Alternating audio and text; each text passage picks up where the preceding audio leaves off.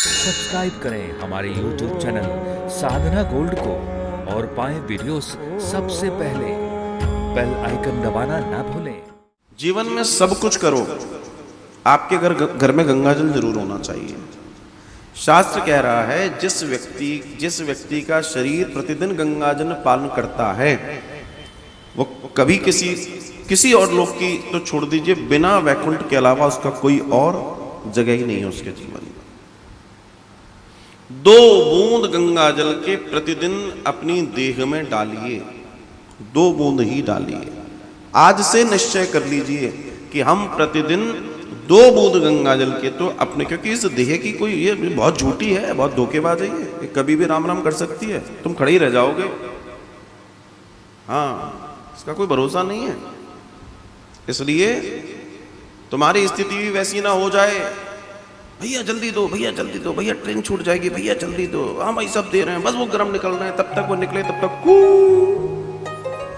कू मतलब निकल गई आवाज, ट्रेन भी गई, तुम खड़े रह गए मंगोड़े हाथ में लेके, अब ना खा सकते ना फेंक सकते। हाय जी क्या हो गया, समझ रहे हो?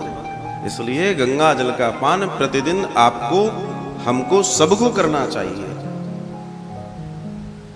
और अब तो गंगा जल वो मिल जाता है डाकघर में, ऐसा कुछ है ना, मिलता है, वो लोग देते हैं। 2 बूंद प्रतिदिन पान करना चाहिए अगर आप चाहते हैं कि जीवन में आप वैकुंठ ही जाएं। लिखा है,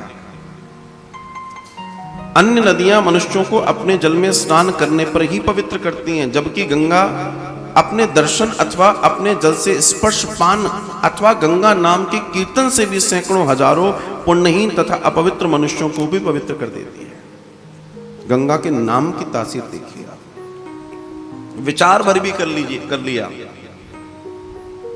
तो आनंद हो जाता है।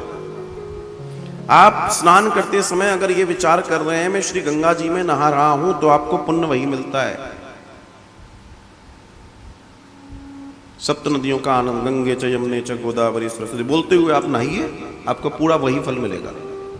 लिखा है, अतः संसार सागर से पार लगाने में उस गंगा के जल का पान अवश्य करें।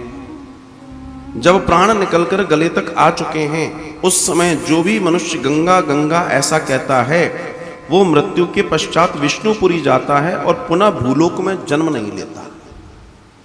अब आप विचार करो, विष्णु जी के लोक जाता है और वो कभी वापस भूलोक नहीं आता। आप कहते हैं ना वापस नहीं आना पड़े, लो प्रमाण करो।